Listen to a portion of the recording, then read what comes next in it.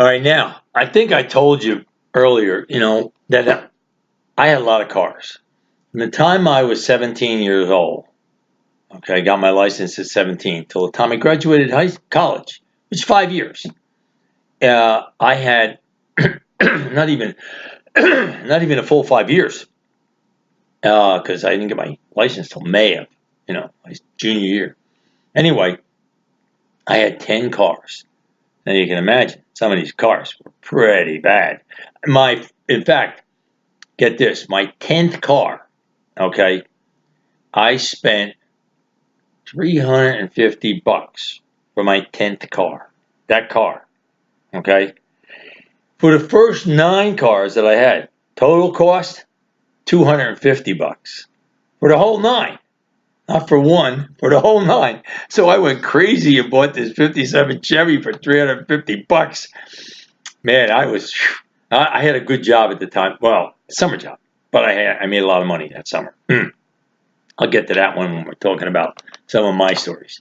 Anyway, so you can imagine some of these cars are in pretty bad shape. So what happened was, and I think I mentioned this before, the law in New Jersey used to be that the guys who had these junkyards could burn out a car. They would take all the parts that people wanted and stuff like that.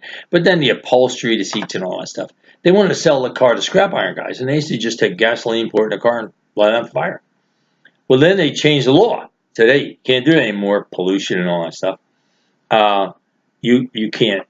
You have to take the car apart, take the fiber out of there, or material out of there. So, or let the sheet metal guy do it, which he didn't want to do that either. So then they started charging for cars, like $15, to bring a car back.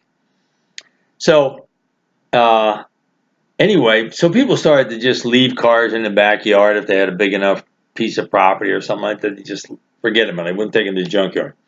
And I ended up buying a lot of those beat up old cars sitting out there.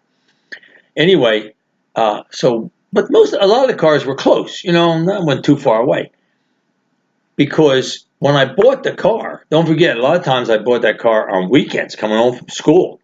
So I didn't, no insurance, no nothing. I would call and leave a message for Marston, the insurance guy, and tell him, here's the new car I just got, put it on my insurance policy. I didn't register or nothing, man, because it was on a weekend. So anyway, you can get away. Anyway, I go, so I get this offer from a guy, and he says, hey, I got a car. And he said, it was by my standards, it's a pretty nice car. It was a 53 Buick. Okay. And this is in maybe, let's say I'm a sophomore, junior in college. So it's maybe 1959 or something like that. So it's a 53, pretty nice.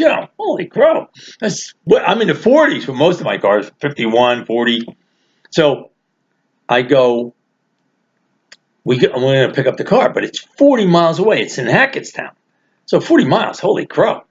So we're trying to think about, like, you can't drive a car 40 miles, no place, no nothing, right?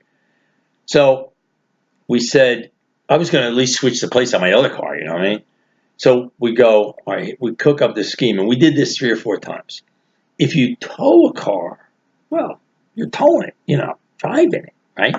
So we get 100 foot of clothesline, I got a clothesline. We tied a clothesline to the one car. Jimmy would drive that car. I would drive the car I just got. And all I had to do, we didn't want to go too fast, man, because we only had 100 feet. Less than 100 by the time we tied it all up. And that's, but we had that's how we would drive the cars home. We would drive out there, get the car, and I'd get in the car. We'd have to jump start it usually to get it started. Battery hadn't been, or we'd bring a battery out sometimes to get the car started. We get it started, and then we drive it back, home, and he'd drive, and I'd be in the back. And if we said we got stopped, we just tell the police we were towing the car back. Of course, if he asked us to say, let's see you tow it the next, 200 feet, the line would have broken probably in an instant. But that was our excuse for taking cars home. So this car, though, Wow, there was something wrong with it. It had a stabilizer or something was missing in the back. And that car just swung. The back of that car swung all over the road.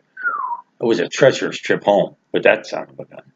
But anyway, but that was how what we concocted. That was a legitimate way to get the cars home, and we did it. We did it probably, as I said, about 4 times out of the 10 cars. We probably used that to get the cars home. Anyway, a little way we got around some of the laws.